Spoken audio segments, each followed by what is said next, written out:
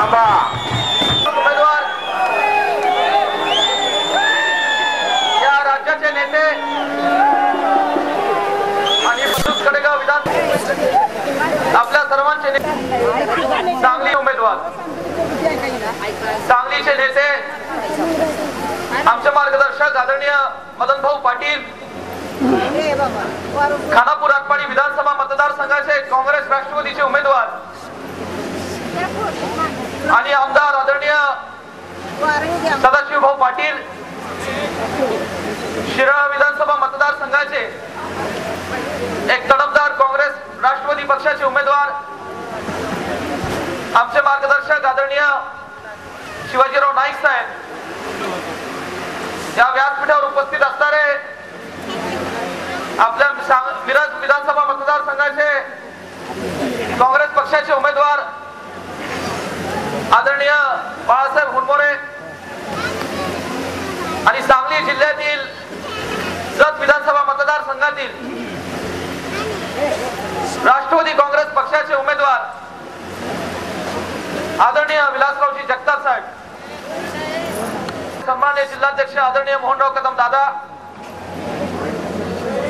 राष्ट्रवादीचे सन्माननीय जिल्हाध्यक्ष आमदार विलासरावजी शिंदे साहेब, सांगली जिल्ह्यातील काँग्रेस व राष्ट्रवादी काँग्रेस पक्षावर प्रेम करणारे सर्व कार्यकर्ते, या पलूस कडेगाव विधानसभा मतदारसंघातील या मोठ्या संख्येने उपस्थित असणारे नामदार डॉक्टर पतंगरावजी कदम साहेब आणि काँग्रेस पक्षावर प्रेम करणारे कार्यकर्ते, उपस्थित असणाऱ्या मोठ्या संख्येने आमच्या माता भगिनी आणि बंधू भगिनींनो,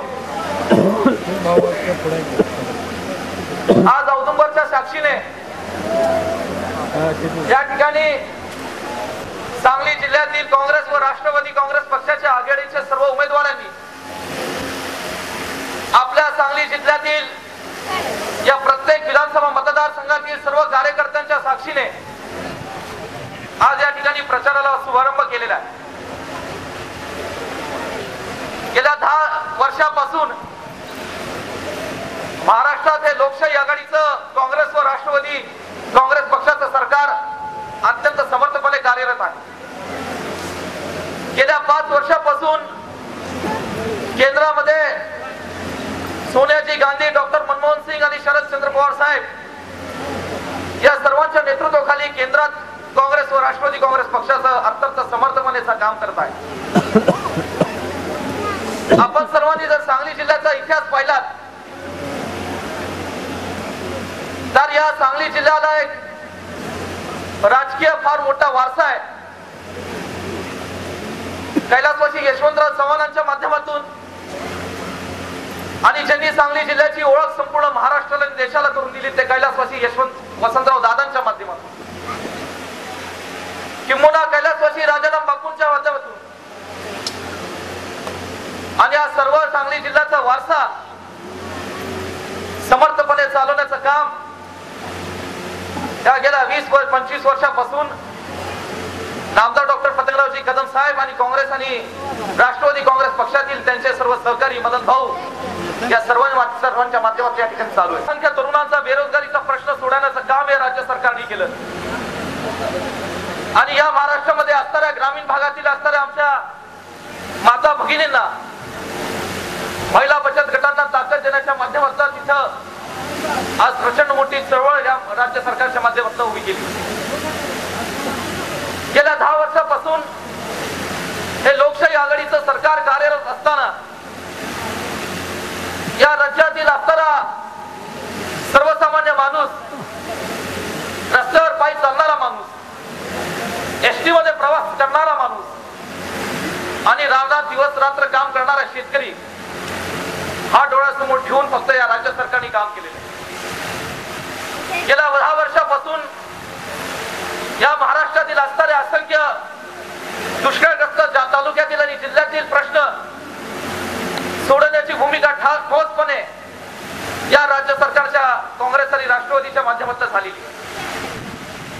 वास्तविक 99 साली ज्यावेळी त्या तमाम महाराष्ट्राच्या जनतेने या काँग्रेस आणि राष्ट्रवादी काँग्रेस पक्षाच्या सरकारला महाराष्ट्रातून निवडून दिलं, त्यावेळी 95 ते 99च्या या युती सरकारची पाप आणि उजी घेण्याची दुर्दैवी जबाबदारी या राज्य सरकारवर आली.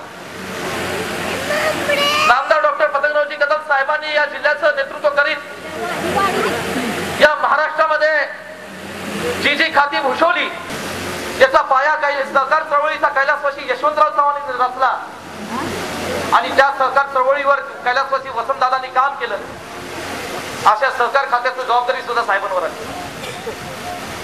या ठिकाणी मदत व पुनर्वसन खातं आलं आणि महसूल विभागाची जबाबदारी सुद्धा साहेबांकडे असताना गेल्या 10 वर्षापासून या जिल्ह्यातील सर्वसामान्य लोकांचे आणि महाराष्ट्रातील सर्वसामान्य लोकांचे प्रश्न सोडवण्याची भूमिका कदम साहेबांनी पार पाडली. या जिल्ह्यातील तमाम काँग्रेस आणि राष्ट्रवादी काँग्रेस पक्षाच्या आमदारांनी आणि कार्यकर्त्यांनी काँग्रेस बळकट करण्याचं काम अत्यंत महत्वपूर्ण या ठिकाणी केलं. गेल्या 2004च्या लोकसभा आणि विधानसभेच्या निवडणुकीत पुन्हा एकदा महाराष्ट्रातील देशाच्या जनतेने काँग्रेस आणि मित्र पक्षाकडे कौल दिला आणि मोठ्या संख्येने देशाच्या लोकसभेवर काँग्रेस आणि राष्ट्रवादी काँग्रेसचे खासदार निवडून आले आणि महाराष्ट्राच्या विधानसभेवर पुन्हा एकदा काँग्रेस व राष्ट्रवादीची सत्ता आली. गेल्या 5 वर्षात सुद्धा या संपूर्ण महाराष्ट्रातील अनेक लोकांचे प्रश्न सोडवण्याची ठोसपणे भूमिका पार पाडली. काँग्रेस पक्षाचा विचार आणि आचार मनामध्ये ठेवून या सर्व लोकप्रतिनिधींनी मनापासून या महाराष्ट्रातील असणाऱ्या सर्वसामान्य लोकांचे प्रश्न सोडवले. काही महिन्यांपूर्वी ज्यावेळेस या देशात लोकसभेची निवडणूक झाली पुन्हा एकदा काँग्रेस आणि राष्ट्रवादी काँग्रेस पक्षांनी एकत्रित येण्याचा निर्णय घेतला आणि या देशातील जातीवादी शक्तींना रोखण्याकरता आपण देशातील सर्व मंडळींनी एकत्रितपणे त्यांच्या समोर गेलं पाहिजे. या भावनेतून ऐतिहासिक विजय या काँग्रेस पक्षाला मिळाला आणि राष्ट्रवादी काँग्रेस पक्षाला मिळाला आणि 1990 झाल्यानंतर तब्बल 206 खासदार या काँग्रेस या देशातील लोकांनी या काँग्रेस पक्षाची निवडून दिली. राष्ट्रवादीच्या लोकांनाही सुद्धा या ठिकाणी महाराष्ट्राचा साथ मिळाली आणि पुन्हा एकदा महाराष्ट्राच्या विधानसभेसमोर काँग्रेस व राष्ट्रवादी काँग्रेस पक्षांनी एकत्रितपणे समोर जाण्याचा निर्णय घेतला. या जिल्ह्याला जो राजकीय आणि वारसा आहे तो राजकीय वारसा अबाधित ठेवण्याचं काम या सर्व जिल्ह्यातील काँग्रेस आणि राष्ट्रवादी मंडळी समर्थपणे करतायत. कैलासवासी यशवंतराव चव्हाण कैलासवासी वसंतदादांचा जे काही सर्वसामान्यांवर वारसा आहे, जी एक परंपरा त्यांनी लादलेली ती परंपरा जोपासण्याचं काम या जिल्ह्यातले सगळे नेते मंडळी आज आपल्या समोर येऊन या ठिकाणी करण्याचा प्रयत्न करीत आहेत. तर मला आपल्या सर्वांना सांगायचंय या ठिकाणी दुर्दैवाने मी थोडक्यातच मनोगत व्यक्त करेन. राष्ट्रवादी काँग्रेस पक्षाचे मनापासून आभार मानेन.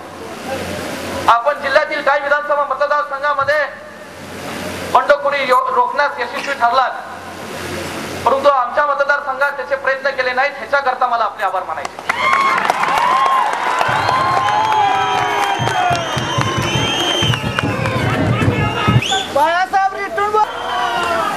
या तमाम या भिलोडी वांगी मतदारसंघातील आणि पलूस कडेगाव मतदारसंघातील लोकांच्या विश्वासावर मी सांगतो, यंदा सुट्टी नाही.